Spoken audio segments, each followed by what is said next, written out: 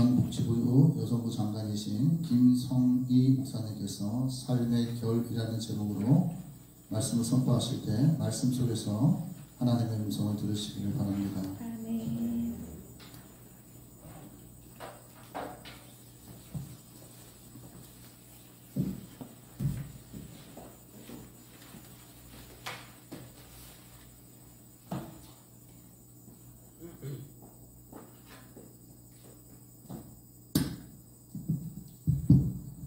예, 반갑습니다.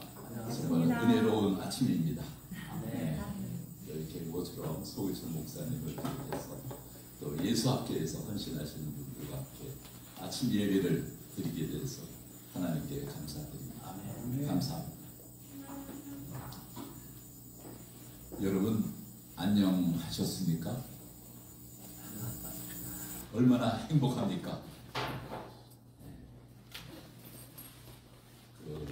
가족, 친구, 동료들과 인간 관계는 다 좋은가요?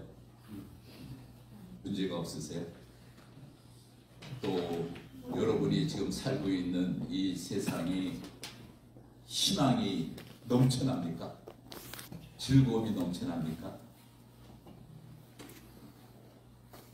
오늘 앞서 기도에서도 말씀하셨지만 지금 우리는 안녕치 않습니다. 불안하고 불평스럽고 뭔가 스트레스가 꽉 찬 그런 기분입니다. 결코 우리 사회를 지금 보면은 안녕하다고 할 수가 없습니다.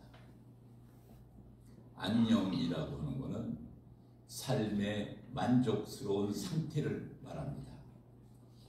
삶의 그 만족스러운 상태를 또 지표화하기도 하죠. 그래서 한마디로 말하면 삶의 질, quality of life, 삶의 질 가지고 삶의 질에 대한 지표 연구들도 많이 해요.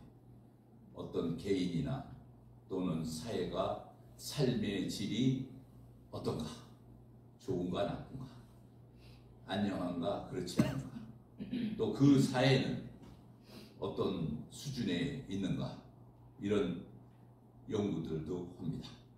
그래서 우리가 다 잘 아는 것 같이 GDP, GNP 이런 얘기하잖아요. 국민 총생산, 또는 국가의 총생산 이런 얘기를 하면서 총생산력이 높은 나라는 그렇지 않은 나라보다 삶의 질이 좋을 것이다 이렇게 얘기하죠. 그렇잖아요.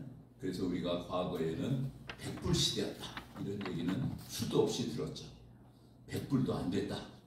그런데 지금은 엄청나게 수백 배랄까요? 이렇게 커졌다 이런 얘기들을 해요.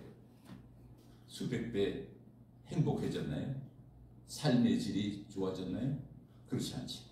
그래서 이 지표가 갖고 있는 한계가 있기 때문에 또 건강, 교육, 소득 이런 걸 합쳐서 HDI 지표라는 것도 또 만들었어.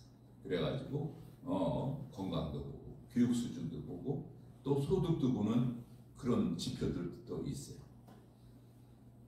그리고 또 그 인구학 요새 최근에 저출산, 저출생 이런 것 때문에 인구학에 다시 관심을 갖는데 저도 예전에 인구학을 조금 공부를 했어요. 그래서 인구학에서의 삶의 질, quality of life 하면은 거기는 또 세 가지를 얘기해요. 영아 사망률, 그 다음에 평균 수명, 그리고 문맹률 이런 얘기를 해요. 말하자면은 영아 사망률 그러면은 건강 상태를 말하죠. 예전에는 우리가 아이를 낳으면은 3분의 1 정도 되는 아이들이 100일 전에 또는 한 돌 맞기 전에 죽었죠. 그래서 영아 사망률이 높았죠. 그러나 보건시설이 좋아지면서 영아 사망률이 떨어져서 요즘에는 아이 낳고 그 아이가 성장하는 과정에서 사고가 나는 경우는 없어요. 그러니까 예전에 그게 많았기 때문에 100일 잔치도 하고 돌잔치도 했던 거죠. 그 다음에 평균 수명. 요새는 오히려 많이 살아서 걱정이잖아요. 그래서 운이 좋아야 100세 전에 죽는다. 뭐 이런 얘기도 하잖아요. 이제는 진짜 많이 사는 게 문제가 아니라 잘 사는 게 더 걱정되는 시대로 바뀌었어. 문맹률도 그래요. 대한민국 문맹률은 한글이 워낙 잘 돼 있기 때문에 거의 99.9%가 다 책을 읽을 수 있는 수준으로 갔어요. 특별한 장애가 있기 전에는 문제가 없습니다. 그러면 우리 영아 사망률 떨어졌죠. 평균 수명 세계 첨단을 가고 있죠. 그 다음에 문맹률에서 고통받고 있는 사람 없죠. 삶의 질은 올라가나요? 지금 여러분의 삶이 안녕하시냐 하는 질문하고 맥을 같이 한다고 볼 수가 있습니다. 삶의 질이라고 하는 것은 이러한 객관적인 지표도 있지만 중요한 건 또 주관적인 차원도 있는 거죠. 행복이라든지 만족이라든지 이러한 주관적 측면을 갖고 있어요. 그게 합쳐서 다 전체적으로 삶의 질을 형성하는 거죠.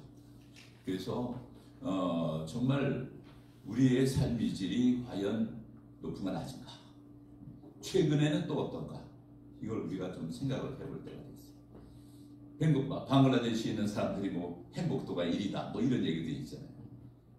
어느 것이 정말 올바른 삶의 질인가, 이런 생각도 했어요.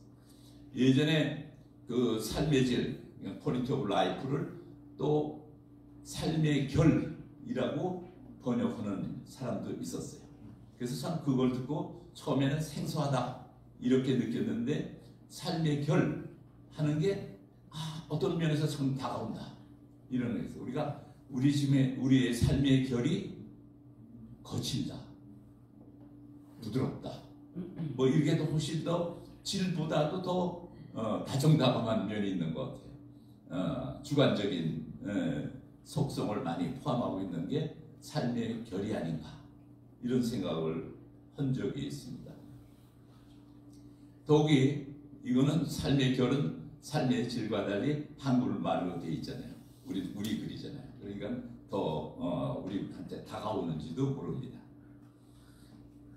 그래서 우리 삶의 질을 다른 말로 삶의 결이라고 했을 때 정말 어느 상태인가, 거친 거는 다 알아요. 지금 지금 우리 상태를 갖다가 부드럽다 이렇게 말하는 사람은 아무도 없을 것 같아요. 어때요? 거칠어요? 매우 거칠어요. 매우 거칠죠. 어떻게 얘기하면 이게 사회냐? 이게 사람 사는 동네냐? 이런 얘기가 나올 정도. 저는 12월 3일 날 10시에 이제 방송을 들었고, 그 다음에 12월 4일 날은 저기 대만에서 그 일본, 한국, 대만 이 3개국 복지 세미나가 있어서 거기 참석을 했어요. 그래가지고 잘 지냈어요. 국내는 시끄럽죠. 여러분들 다 고생하는데, 그 다음에 토요일날 밤에 돌아왔어요. 그랬더니 우리 와이프가 그러더라고. 얼굴 보더니 얼굴 좋아졌네. 그 다음에 월요일날 출근을 했어요.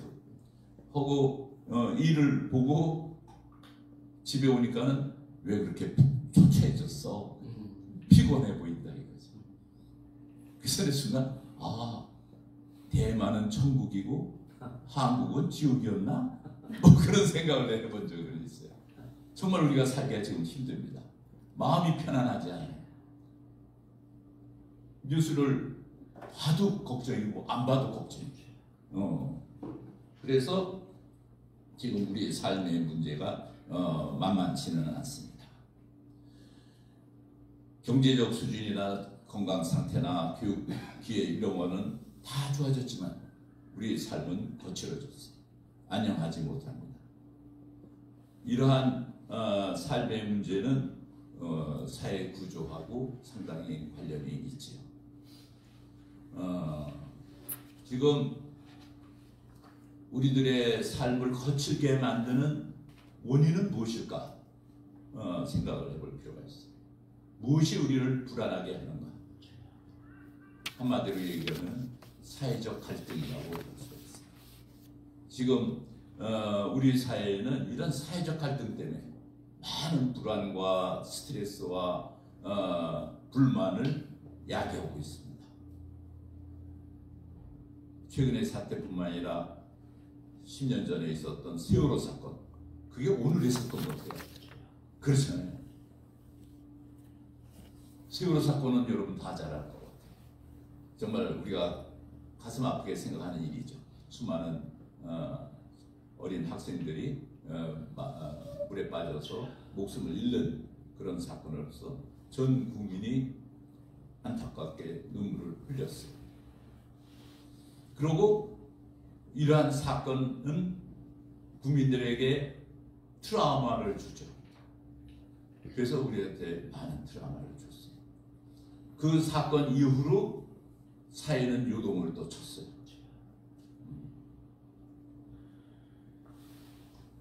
근데 역사적으로나 인간적으로나 삶을 보면은 사건, 사고는 언제나 일어나게 돼 있어요. 그렇잖아요. 불행한 일이지만 삶이라는 거는 항상 매끄럽지 않고 비단길 같지는 않잖아요. 근데 이러한 어떤 사고가 생기고 트라우마가 발생을 하면은 그 다음에는 이 트라우마를 어떻게 하느냐가 중요한 거예요. 왜냐면 이런 사건이 생기면은 트라우마라는 증상이 나타나죠. 정말 극복하기 힘들고 개인이나 사회가 혼란에 빠지죠. 그래가지고 평상시보다 트라우마 사건이 발생하면 빠져가지고 거기서 헤어나지 못하고 개인적으로는 불행이 오고 사회는 침체되는 그런 경우도 있어요. 회복을 못하는 경우도 있어요. 또 이런 사건이 나면 즉각 트라우마 증상이 나타나지도 않고 한참 지나면서 나타나면서 만성화되는 경우도 있어요. 트라우마도 늦게 나고 만성화. 그 다음에 또 이 트라우마를 겪고 다시 회복되는 경우도 있어요. 또 어떤 경우에는 이것이 회복만 될 뿐이 아니라 예전 상태보다도 더 건강해지는 경우도 있어요. 그러니까 사회라는 건 계속 발전하기 때문에 어떤 사건, 사고가 났다고 해서 항상 후퇴하는 건 아닙니다. 그거보다 트라우마로 잠시 주춤하고 바닥을 쳤다가 다시 올라가죠. 개인이나 사회가 정신적으로 건강할 경우에는 트라우마 이후에 그 어려움을 겪지만은 개인이나 집단이 회복하고 경우에 따라서는 예전보다 더 건강한 상태로 될 수가 있습니다. 그게 역사죠. 이 정신적 건강 상태를 한마디로 하면은 영적 건강이다. 이렇게 얘기할 수가 있어요. 그래서 영적 건강은 이게 왜 중요하냐면은 그 영적 건강은 그 회복 탄력성이라는 걸 갖고 있어요. 레질리언스. 회복 탄력성을 갖고 있어요. 그래서 다시 어려운 경우에서도 삶의 제 의미를 발견하고 도전해가지고 극복하는 힘을 줍니다. 그것이 회복 탄력성이에요. 영적 건강이 갖고 있는 힘이죠. 그래서 세계 보건기구에서는 이 영적 건강, spiritual health, 이것이 삶의 질을 결정하는 핵심 요소다. 이렇게 얘기합니다. 말하자면은 신체, 정서, 사회 전체 건강을 엮는 핵심은 영적 건강이다. 이렇게 얘기하고 있는 겁니다. 그러니까는 영적 건강이라는 것은 삶의 의미, 또 자신과 타인, 그리고 자연과 세계, 또 신과의 그 조화로운 관계를 통해 가지고 평화와 가치 체계 신념을 유지시켜주는 기능을 하고 있는 거죠. 그러니까는 이것은 곧 쉬운 말로 하면 신앙심이 되고 그것이 우리 신앙인이 가져야 될 본분이기도 합니다. 지금 우리 사회는 이런 트라우마가 발생했을 때 이를 치유하려고 하기보다는 더욱 상처를 크게 내고 있는 거예요. 세월호 사건을 보세요. 세월호 사건이 났을 때 거기 빠진 가족들을 위로하는 것이 아니라 그 가족들을 계속 행사에 불러내고 해가지고 계속 울게 만들죠. 우리가 눈물이라고 하는 건 치유의 눈물도 있지만은 분노와 그 어떤 불만과 울분의 그런 눈물이 돼서는 안 되겠죠. 상처난 거를 더욱 상처내고 해가지고 10년 이상 끌고 와서 세월호 사건이 바로 어제의 사건 같잖아요. 우리가 하도 TV에 일주일 내내 배가 물에 빠지는 장면을 봤기 때문에 지금도 눈에 선해요. 그렇죠. 그거는 치유의 기능이 아니라고 볼 수가 있는 거죠. 지금 우리 주변에는 이러한 갈등주의, 이런 것이 우리들의 영적 건강을 해치고 있습니다. 영적 건강은 다운이 되고요. 회복 탄력성은 힘을 잃고 마는 거죠. 사회가 회복을 못하는 거예요. 갈등주의로 팽배한 이런 사회에서 영적 건강 상태는 망치고 있는 거죠. 영적 건강이라고 하는 거는 뭐 갈등주의로 인해서 대립, 또 투쟁, 그 다음에 분열, 상호 적대감, 이거 가르쳐주는 게 갈등주의 아니에요. 지금 사회를 보면 계속 투쟁이잖아요. 싸움이죠. 상대편은 다 적이에요. 하나도 잘한 건 없어. 교만이죠. 나는 정이고 상대는 불이다. 그게 교만이죠. 그래가지고 사회는 용서도 안 하고 화해를 할 생각도 안 하는 거죠. 평화가 없습니다. 지금 평화 얘기하는 사람은 아무도 없어지고 화해하자 얘기하는 사람 다 없어졌어요. 하나님이 나라라고 하는 거, 하나님의 평화의 왕국이라는 건 정말 우리가 항상 기도했듯이 칼을 쳐서 보습을 만드는 나라가 평화로운 나라, 왕국이 아니겠어요. 하나님의 왕국이죠. 그래서 이러한 갈등주의 사회에서는 이 모든 공동체 구성원들이 서로를 신뢰를 해요. 뭐 공동체 자체가 존재하기도 어려운 거죠. 거기서 연대, 협력 이런 얘기는 없어요. 나한테 조금이라도 불이익이 오면은 다 적이고 불이죠. 나는 정이고 상대는 불이에요. 우리 사회를 보면은 정말 모든 게 갈등 속에서 우리가 있어요.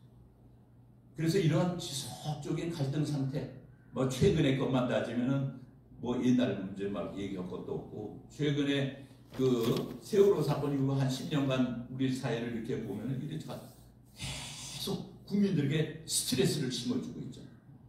불안을 심어주고 있죠. 분노하고 만들고 악을 쓰게 만드는 거죠. 개인의 정신건강과 집단의 정서는 이미 바닥을 쳤습니다. 관계를 회복하려고 하는 움직임도 찾아보기가 어렵습니다. 이러한 것은 우리들 정신건강을 약할 뿐만 아니라 영적 무지의 상태로 지금 들어가고 있는 거죠. 영적 무지. 교회에 하나님이 있습니까? 우리 교회 곁에 하나님이 보입니까? 교회가 분열이 되고 서로 비방하고 그 다음에 떠나가는 성도는 왜 저렇게 떠나가나 걱정은 되지만 행동은 안 하고 있어요. 정말 교회뿐만 아니라 국가나 사회나 모든 게 지금 요동치고 있죠. 국민은 생각도 없어요. 무감각해졌습니다. 이러한 영적 무지로 피폐해진 사회에서 우리 기독교 교인들은 무슨 일을 해야 될까? 정말 기도할 때라고 생각이 듭니다. 사랑과 정의를 실천하고 정말 사회 치유와 정의 회복에 의해서 기도를 해야 될 겁니다. 퀄리티 오브 크리스천 라이프, 기독교인의 삶의 질은 무엇인가 생각할 때입니다. 국민의 삶의 질과 그보다 더 높아야 되지 않겠습니까? 크리스천의 삶의 질은 뭐 우리 다 아는 거죠. 첫째는 하나님과의 관계죠. 둘째는 사랑의 실천이죠. 셋째는 공동체의 삶이죠. 우리가 더 하나님의 관계와 사랑의 실천과 공동체의 삶, 이것이 우리 사회와 내 몸속에 스며들도록 더욱 기도할 때라고 생각이 듭니다. 기독교인으로서의 삶의 질을 높여달라고 기도해야 되겠습니다. 기독교인의 삶의 질은 정말 하나님 나라의 본질과 연결되어 있습니다. 예수님은 말씀하시잖아요. 하나님의 나라는 너희 안에 있다. 아멘. 정말 최고의 삶이라는 것은 하나님을 우리가 받아들이는 거죠. 그래서 오늘 성경 부분에서 얘기하는 것처럼 아무것도 걱정하지 마. 오직 그의 나라와 그의 의를 구하라 라고 말씀하시고 있습니다. 이게 최고의 선입니다. 인간 삶의 궁극적인 목표죠. 이럴 때 우리들의 삶은 풍요로워지는 겁니다. 그게 영적 건강의 길이죠. 이러한 영적 건강은 정말 우리로 하여금 우리만 한 것이 아니라 사회 정의와 공동체 형성에 노력하라고 말씀하고 계십니다. 그래서 우리가 정말 어떻게 지금 이렇게 싸우는 사람들이 이렇게 칼을 보석으로 만들어서 정말 하나님의 왕국을 우리가 만들 것인가 기도해야 돼요. 지혜를 달라고 여쭤야 되겠죠. 화평하게 하는 자는 복이 있나니 그들이 하나님의 아들이라 일컬음을 받을 것입니다. 화평하는 자가 되어야 됩니다. 오해와 상처를 치유하고 화해의 길을 여는 길잡이가 되어야 한다고 생각합니다. 우리는 더욱 나가서 불의에 대해서도 강하게 싸워야 될 거라고 믿습니다. 사람이 여호와께 무엇을 구할까? 공의를 행하며 인자를 사랑하며 겸손히 네 하나님과 함께 행하는 것이 아니냐. 미가서에서 말씀하시죠. 영적 건강은 상처의 치유뿐 아니라 적극적으로 불의에 대해서 대항하여 정의를 세우는 힘을 말합니다. 에드문드 버크는 이런 얘기를 했습니다. 악이 승리하는데 필요한 유일의 조건은 선한 사람들이 아무것도 하지 않는 것이다. 선한 사람이 아무 일 안 할 때 악은 승리하는 겁니다. 지금 우리 사회를 보세요. 누가 이기고 있습니까? 매스컴을 보세요. 1,000,000,000,000 한 사람은 무조건 죄인이고 다수는 무조건 정의예요. 불의가 정의를 이기고 있지 않습니까? 불의가 정의가 되는 세상이죠. 하나님의 뜻인 건지 밝히지 못하고 있습니다. 우리는 그 구약의 예언자들이 했듯이 죄악과 부패를 지적하며 하나님의 공의를 선포해야 될 줄 압니다. 아모스서에 있는 것 같이 오직 정의를 물같이 공의를 마르지 않는 강같이 흐르게 할지어다. 정의와 공의를 위해서 헌신해야 될 줄 압니다. 정의로운 목소리를 내야 합니다. 불의와 싸워야 합니다. 하나님께서 함께 하십니다. 하나님께서는 기도로 나를 찾으라. 내 음성에 귀를 기울이라. 성령의 인도를 따르라고 말씀하고 있습니다. 우리가 기도하고 주님의 음성에 귀 기울이고 성령의 인도를 따르면 하나님께서 약속하셨죠. 내가 네 안에서 역사하리라. 아멘. 내가 너를 인도하리라. 아멘. 너는 나와 함께 거리리라고 말씀하고 아멘. 계십니다. 이런 말씀을 하시는데 우리가 걱정할 것이 무엇이고 두려운 일이 무엇이겠습니까?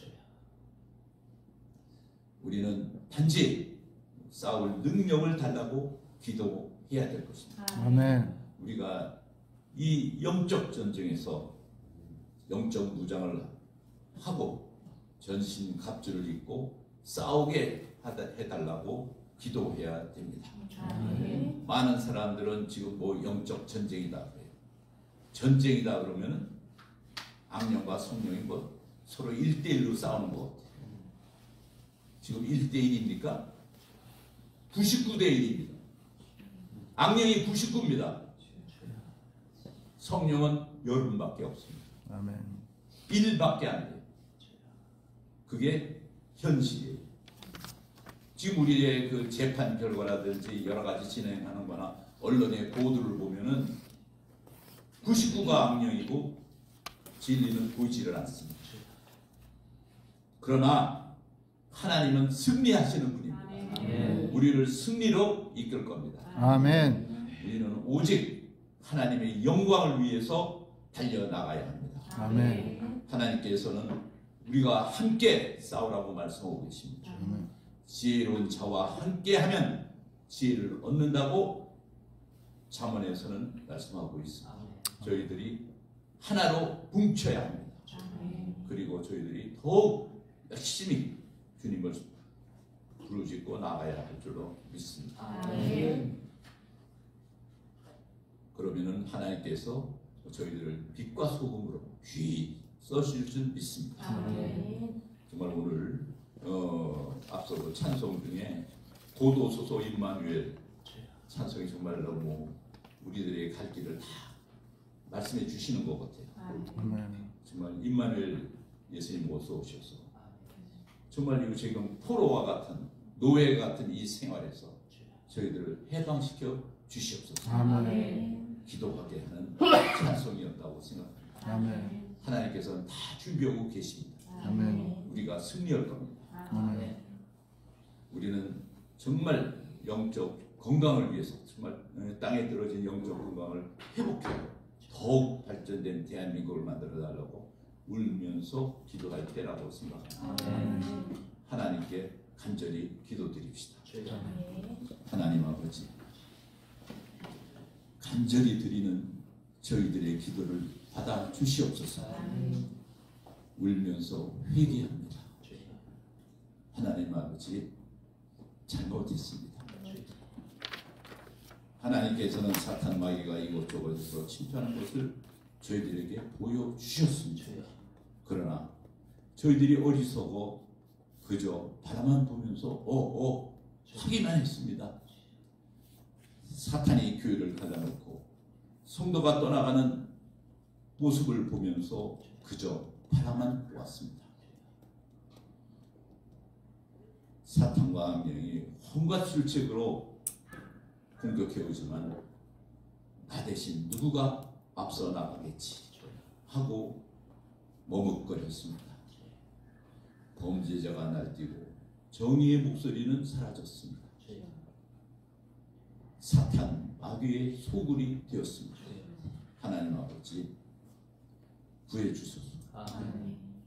이 모두가 저희들의 잘못입니다. 울면서 회개하오니 용서하여 주시옵소서. 하나님 아버지, 우리가 지금 믿는 것은 무한하신 하나님의 사랑밖에 없습니다. 하나님 아버지, 사랑의 채찍으로 저희들을 때려 주시옵소서. 인도하여 주시옵소서. 그 사랑의 채찍으로 갈기갈기 찢어진 이 민족을 하나로 묶어 주시옵소서. 하나님, 말씀하여 주시옵소서. 하나님이 저희들이 하여야 할 일을 말씀해 주시면 어떤 명령이든지 따르겠습니다. 국민을 치유하고 불의에 대하여 싸워 나가겠습니다. 아멘. 죽기로 싸워 나가겠습니다. 주여. 하나님의 나라와 의를 찾는 주여. 민족 만들어 주실 줄 믿습니다. 아멘. 이 모든 말씀 우리 주 예수 그리스도의 이름으로 기도드립니다. 아멘.